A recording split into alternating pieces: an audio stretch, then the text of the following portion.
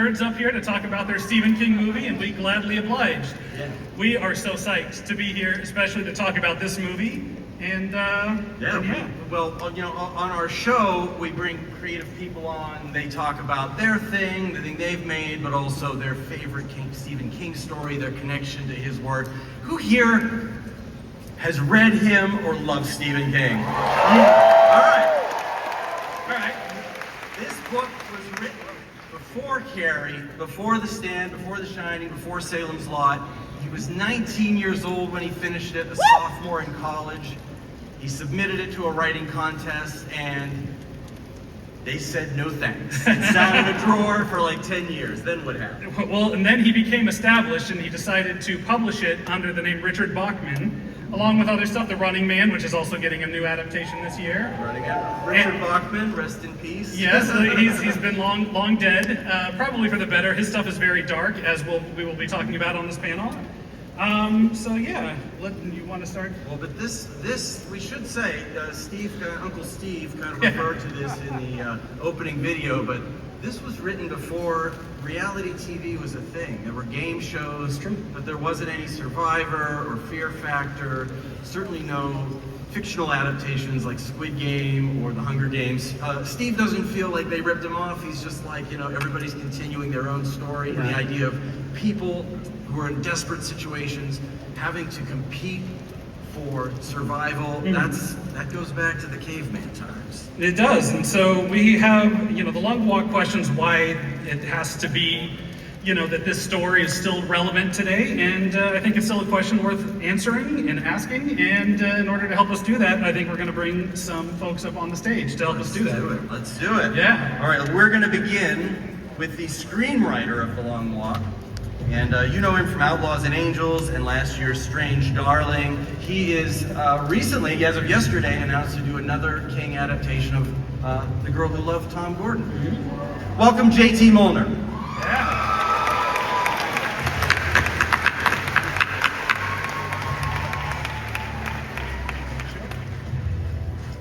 And the next person up, we're going to be bringing up a producer who has had his finger in just about everything scary that you've loved in the last 20 years, including a lot of Stephen King stuff. We're talking It, Salem's Lot, Dr. Sleep, not Stephen King, but The Ring, Grudge, Barbarian, producer Roy Lee.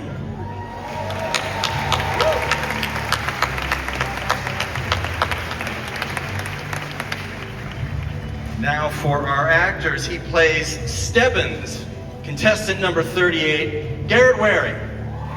Yeah.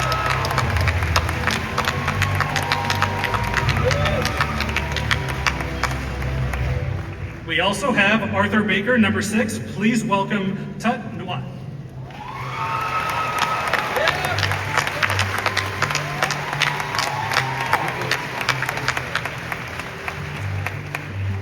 He is Peter McVries, number 23. You know him from Alien Romulus, David Johnson.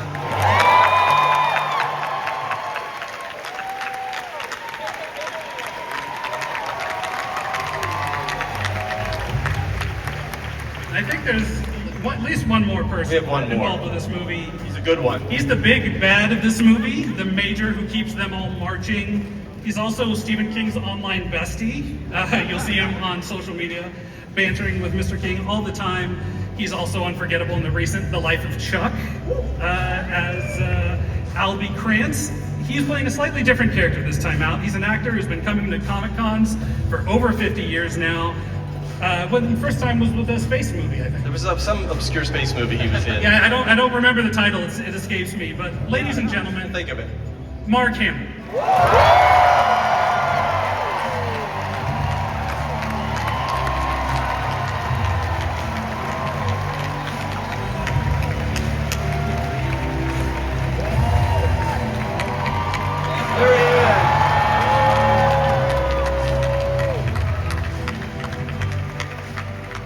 I wore a Stephen King hat. He had to one-up me and actually go, no, good sir, this is a Richard Bachman tale. I think we want to start with JT and Roy because this is, I don't know if you guys have been as obsessed with following Stephen King stuff as much as we have been, but The Long Walk has had a very long road to the big screen. There have been people from George Romero, Frank Darabont, Andre Overdahl. There's a lot of people who tried to make it and couldn't quite do it. So I'd like to start with them and ask them, like, what was the secret sauce this time out? What made this the version that finally crossed the finish line? I'll let JT speak because it was the screenplay that got the movie greenlit. This was like the fastest movie that I've got, one of the fastest. From the time of starting development to wrapping the movie was under 2 years. And it was, a lot of it was because of the screenplay. You're breaking Frank Darabont's heart. Thank you, Roy. It happened because of a really special confluence of elements that came together. And Roy Lee's a magician. He knew I was looking for something to write coming off a film I directed. He also happened to know Francis Lawrence. And so he knew that I revered Stephen King and loved this novel. And when he asked me if I was interested in writing it, I had to meet Francis, who wanted to direct it. And when we met, we just got along so well, and the movie he wanted to make was the movie I wanted to write. And shortly after, we delivered the script, and we heard Stephen King liked it, and then we heard that Lionsgate liked it, and we got to go into production shortly after. So it was a magical experience. Can you think of anything specifically from the Bachman book that you felt it was necessary to preserve to tell this story? Everything that's adapted gets changed, but was there anything that he wrote that were from his words that you were like, I got to catch that spirit, or I got to use that line, something specific you wanted? Well, what I do first is I go through the entire book and I read it a number of times, and I underline things that I want to keep, dialogue I'd like to keep, moments I'd like to keep. And the biggest challenge here was the fact that I just underlined so much. It's a really great book, and it's miraculous that he wrote it at that age. But we had to lose things. So in the end, it wasn't something specific, but I wanted to keep, and Francis wanted to do this too. We wanted to keep the DNA and the themes that Stephen King had baked into his original novel. And even though he was writing it about specific things at the time, I feel like the relevance is generational. And so I wanted to make sure we had that beauty and that love and the story of friendship and characters, and also brutality and hopelessness and terror. Yeah, I was going to ask you about that because I think fans of the book are wondering, all right, Hollywood gets its hands on this story, are they going to tone it down? What can you say to people who are worried about that? No. Francis and I, once again, I'm a director too, and sometimes the idea of writing for somebody else can be nightmarish. In this case, it was a dream, because when Roy introduced me to Francis, he told me he wanted to go all the way, and I knew that Stephen King wanted us to go all the way, and I knew Lionsgate wanted us to go all the way. So it was one of those things that I knew we could be honest and faithful, and if this book got into the wrong hands, the wrong studio, the wrong filmmakers, it could have been neutered. And I'm very, very grateful we were able to keep the teeth that the book has. This film definitely has teeth. We heard Uncle Steve in his videos say the movie has hard bark. Does it also have hard bark in addition to teeth? It has hard bark. What does hard bark mean? Is it hard bark teeth? Yeah, hard bark, and definitely it definitely has bite, and it needs to. It would be unfair, and I think it just wouldn't work on so many levels if we didn't go all the way. And it's a unrelenting, brave film, I think, with brave performances and heavy, exciting, terrifying themes. Well, I think for some folks in the audience, they might only really know the trailer so far, so I'd like to introduce them to your characters. So let's start with Garrett, and can you tell us a little bit about Stebbins? What is Stebbins? How does he stand out amongst this group of young men? Absolutely. Well, first of all, I just want to say, how cool is this, y'all? I mean, you sacrificed your time, your effort, your money, you got time off work, you flew across the country to be here. I am so happy to be in this room with you guys. I'm some I love you, Garrett. I love you, man. This blessing does not go unnoticed to me, and I'm so thankful. I am immensely proud to be sitting amongst 4 incredible actors, producers, and writers. This movie is awesome, and I can affirmatively say that. Our script was amazing. Francis Lawrence, who directed The Hunger Games, absolutely amazing. And Stebbins is, in the book, a very complicated character, and that does translate to the screen. JT did a great job at kind of making Stebbins pop in the way of thinking, why is this guy so mysterious? He's hiding something, and fans of the book will know why. But, yeah, there we go. So, throughout the film, we're wondering, why is this guy keeping so much to himself, right? Well, why does he know so much about the long walk? And we follow this mystery throughout the course of the film, and I think that makes it a very enticing character to play. And unfortunately, some way along the walk, I come under with an illness, and it's fun to watch that unfold as well. Yeah, He's really good. He's really good in the movie.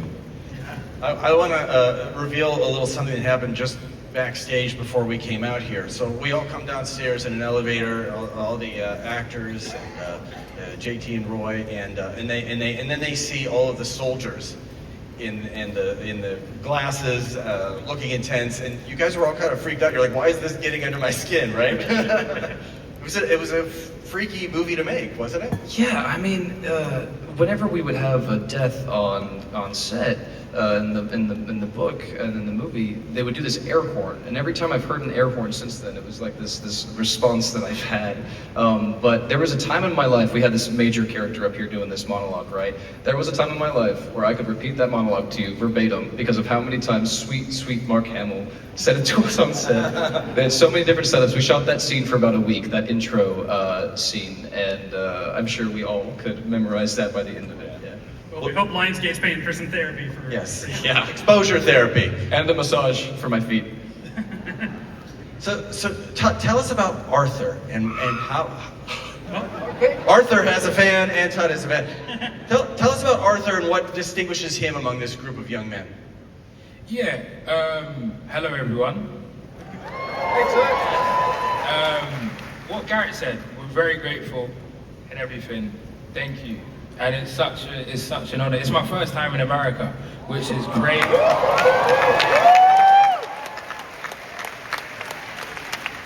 Yeah, Art Baker is, grew up down poor in Baton Rouge.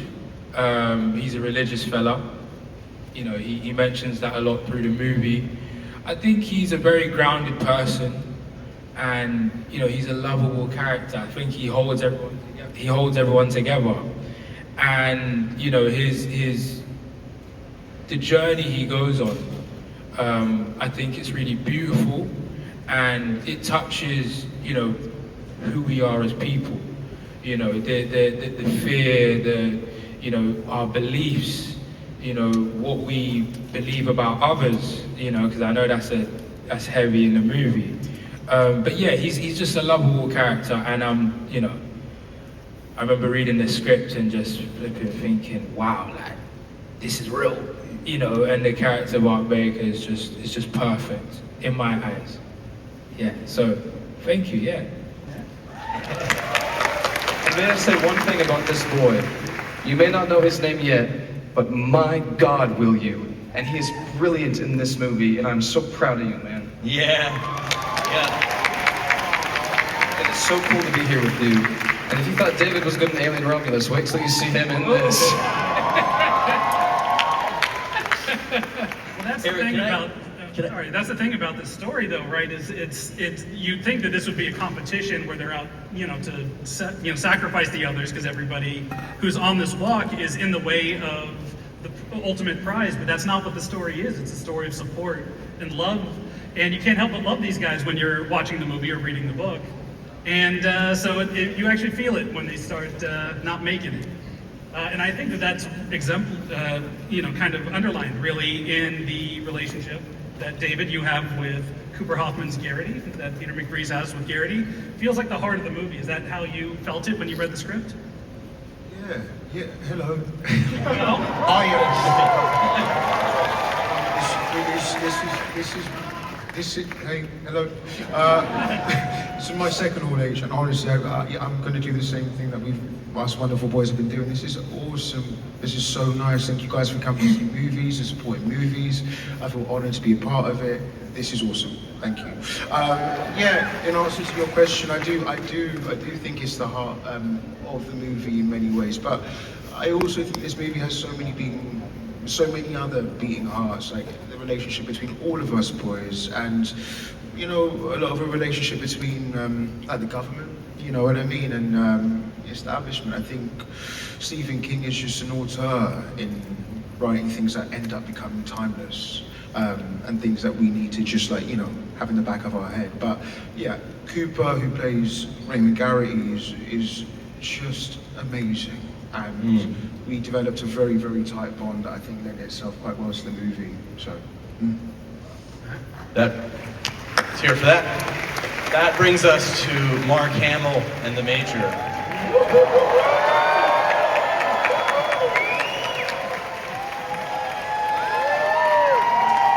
love Mark Hamill. Love you right back.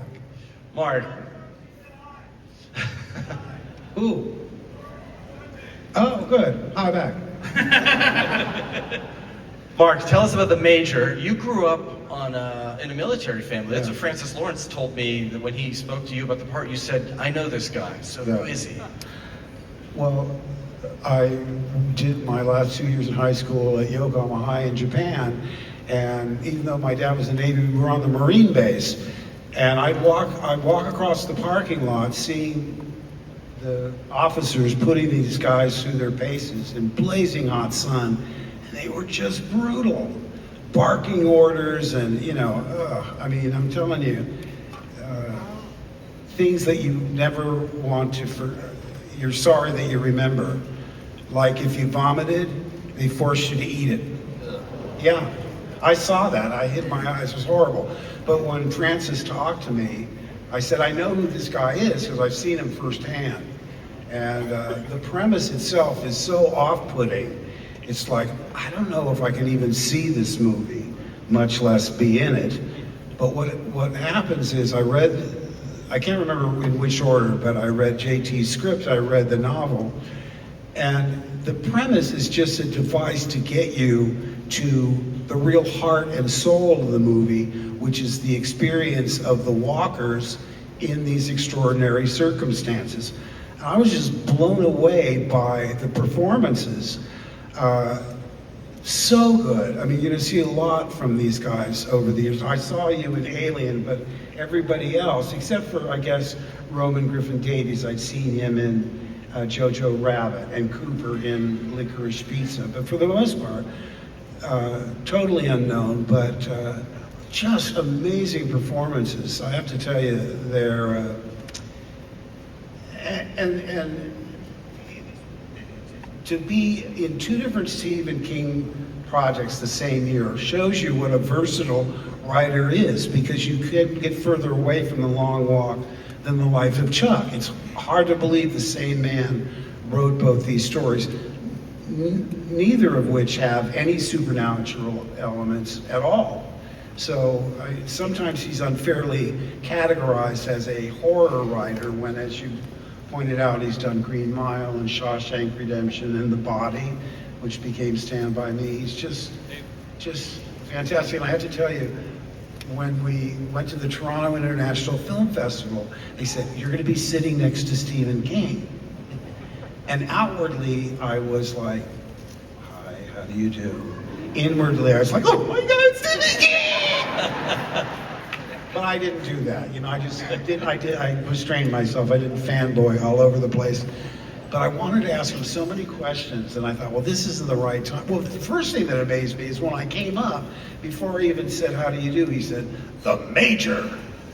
I thought, how did he know? He has his ways. Yes, well, I asked the Lionsgate people, they said, oh, believe me, he has approval over everything, the script, the director, the cast, everything. But, I was really flattered that he even knew what I was doing. But, it's like I say, the heart and soul of the movie are their experiences in these unimaginable circumstances. And I wasn't around for a lot of that, you know, because I have a lot of exposition to explain the whole thing, and then you follow these guys. I had originally thought, well, I'm going to have the whole cast over at the hotel on a Saturday or Sunday. We'll have a get-together brunch. And Francis Lawrence, the director, says, Cooper Hoffman doesn't want to meet you. I said, really? Why? He goes, he's afraid he might like you. I said, oh, I get it. I understand. I get the process. I respect the process completely, so I canceled the lunch. And I said, and by the way, tell Cooper, I guarantee when he meets me, he will like me. It's true. It strikes me the novel was published in 1979, and you would have been age appropriate to be one of the walkers if you had made a movie then. Do you have a character that you would have wanted to play if they made the movie? Well, they're all great in different ways. That's what's so good about his writing, is he makes them so distinctive. I mean, the bringing in the mother of one of the characters that humanizes them in a way that you hadn't seen before. I don't think so. I would be happy to have played any of those characters, but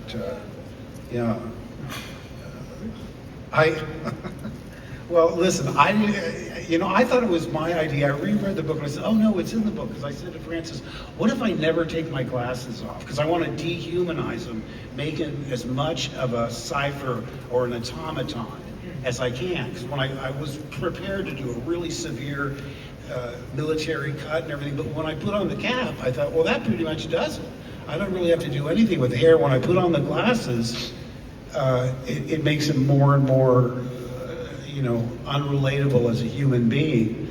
And I thought that was my idea, and I was rereading the book. I think it's in the book that he never takes his glasses off. I'm not sure. Well, you have a lot of experience playing opposite a character who has sort of covered eyes and a mask. Yeah. Obviously, the Guyver. We're talking about the Guyver. Yeah, we're talking about that. Oh, I never saw it. And it's not because I didn't want to see it. Usually what happens is if they have a premiere or something, I'll always go. But if they just release it, sometimes they don't even tell you. So, and it's always expectations. I have always said one of the reasons I think it worked out for me to play the Joker was right around that time they announced that Michael Keaton was going to play Batman. And all the fans freaked out. Oh, he's Mr. Mom, he's a comedic actor, before they'd even seen it. Now, within weeks of that, they asked me to come in and audition for the Joker, and I thought, normally you have performance anxiety. If you really want something, and I tell actors this, even if you don't feel that way, act aloof. Act like you don't care, because there's a certain neediness that can bleed through and make people uncomfortable. But with the Joker, I thought, if they freaked out about Mr. Mom being Batman, how are they going to freak out about Luke Skywalker being the Joker? It's just not going to happen. And because of that, I knew I couldn't get it. I had no performance anxiety whatsoever. I just went in there thinking, I'm going to make them really sorry they can't hire me. And I just let it rip, and I'm driving out of the parking lot real cocky, like, try and find a better Joker than that. And then, of course, the minute they said, you're hired, I went, oh no, I can't do this.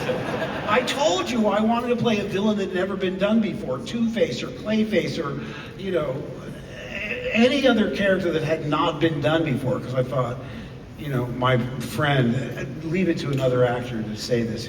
Boy, that's pretty brave. I said, playing the Joker. I said, why? Well, I wouldn't want to follow Jack Nicholson in anything. Oh no! And that was the only direction, by the way, on the copy. It says, don't think Nicholson. And, I wouldn't do that anyway. But like I say, that really turned my career around in voiceover. I've been getting these parts recently, like in House of Usher. That would have been a routine character for me in voiceover. But to play an amoral, sociopathic lawyer, just pure evil, never on camera. So I really have to thank Mike Flanagan, because he thought outside the box. Yeah. He is amazing, this man. So talented, not only as a director, but as a writer. And then Life of Chuck, I mean, he, again, you couldn't find two more dissimilar characters, and now with the Major, so I'm grateful. I thought this stage of my career I'd be like, you know, spending more time with a metal detector, wandering around the beach, you know, playing with the dogs in the backyard. And I said to my agent, I said, you know what, I mean, I really don't, I'm not motivated anymore. This is about, I don't know, 10 years ago, 20, whatever, 2019. I said, you know, I think I'm gonna just sort of retire and just do voiceover. And the only people that objected were my agent and my wife. Because, you know, it's good to have me out of the house. But what a turnaround. I mean, again, I have to say thank you to Mike Flanagan and Trevor Macy. Because that sort of kicked off this, you know, I didn't expect to be this busy, you know. Wild Robot, The King of Kings, The Long Walk, The Life of Chuck. Oh, and this Christmas, I'm the arch nemesis of SpongeBob in the SpongeBob movie. I love the title. I love the title because it sounds important and it's so not. The SpongeBob movie, Search for SquarePants. And it's the usual inspired silliness, but great fun. And if I do my job correctly, every child in America will hate my guts. Let's hear it for Mark Hamill's Villanera. All right, there are two people who wish they could be here. They're making a movie overseas and they can't be here. One of the actors who plays one of the boys walking in this, Ben Wang, and director and producer Francis Lawrence. Let's watch a video message from them.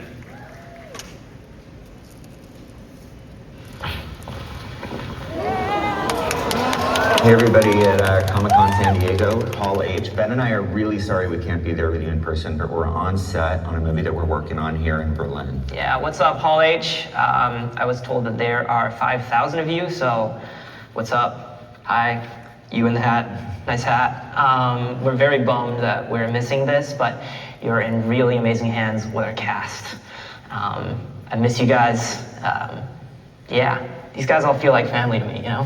Yeah, and I think that bond really grew on set. You know, it was something that I've never gotten to do in real life, which is to shoot. We shot this movie chronologically, so, you know, as everybody got together and met for the first time, you as actors were meeting for the first time and becoming friends, you know, very early on, and then going on this experience together. And the physicality of this job of walking, you know, sometimes 30,000 steps a day, doing these very, very long takes, I think really like created a bond. Yeah, it was, I mean, we were in it and it was sort of all for one, one for all. And yeah, we clocked a lot of steps out there in the hills of Saskatchewan. I didn't know Saskatchewan could have that much elevation, but we sure found out together. And it wasn't just endurance, of course, it was also a shared experience. That's what made it so special. And I think that authenticity shows, you know, I think to see the real bonds between you guys as friends, but also the bonds of you guys as characters, that was something that really drew me to the project. And, you know, your performance alone as Hank Olson, I think added so much levity to what is, you know, quite a dark, intense story, but also some really raw, emotional gut punch moments. Yeah, and it is one of those things where as the walk goes on, as